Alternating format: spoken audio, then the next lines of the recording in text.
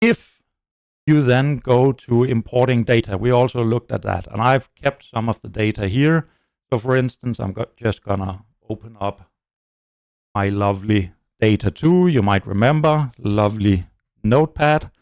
If I had to import that, small data sets, I often just copy them and paste them into Excel. In this case, you will see there's a slight problem because I use dots, dataset uses commas. If I want to change that, mark it, search and replace. What is this? Difficult. Wait, where did my... just a second. There we go. If I want to replace this, I just say I want to search for a comma. I want to replace it with a dot. Do that for all cases. Everything is now fine and dandy, and I'm ready to move on. I could also just import. So if I go to data, I can ask to get it from a file, and I can select to get it from a text file, for instance. So if I do that, let's see if this works. Doesn't, because my computer is slow. Here we go. I want to go to, where did I save the data? Here we go. So now I'm just going to find the data in question. Data2. I import data2. And I'm going to get a lovely Excel wizard that will help me on how to import this. And we can see right now it's messing up. It's saying it's 1, 28, and 6 because the delimiter is, it thinks it's a comma. So I'm just going to say, no, actually in this case it's a tab. And then we can see that it actually does it right. If I then want to make sure that this is imported correctly, I can go into transform data and I can start to work with these queries where I can basically go into, for instance, the second column, and I can tell it, what's it called? I can tell it what type of data it is. So in this case, we can see it actually wants to convert it into a number. So it thinks the comma is a decimal point. That's fine. So I can say close and load.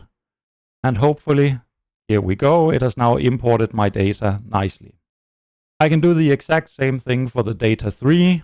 So if I go to data from text CSV and I select data3, might take a bit longer, but again, it fires up this lovely thing and tells me this is how I think the data is structured.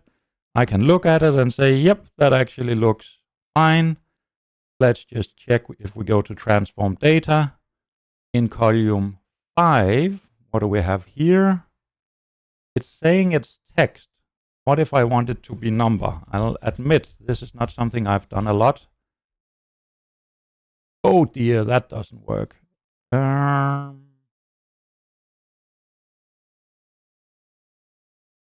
Decimal number.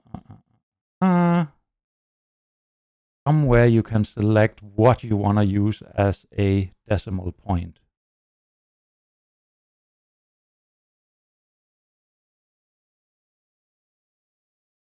Probably that.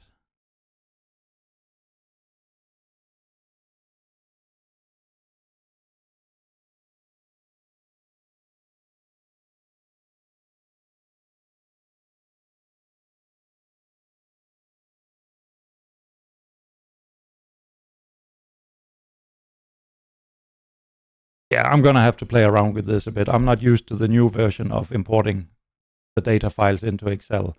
I would probably just have imported it as text, so we can actually do that. If I just say the type is text, and I can then load the data, close and load, and hopefully, it's getting the data. Lots of data. If I recall right, there are 100,000 data points. So in this case, you can see I've gotten the data in, but it's not interpreted as a number. I can select all of my data here, and I can just find and replace. In this case, find a dot, replace with a comma. Let's see what happens if I do that. Well, first of all, Excel freezes because how dare you do it with so many? And for some reason that didn't work. I'm just going to try and do the opposite. There we go. So now I have numbers. So I had to convert it one way then the other. But now I have all of the lovely numbers. If I wanted to do math, I could do it over here. So like we did before, I could select this, and for instance, I could add 5. And I can do it to all of my different values. So those are some of the ways you can actually get data into Excel. If you have multiple files, I would probably use Python or something similar.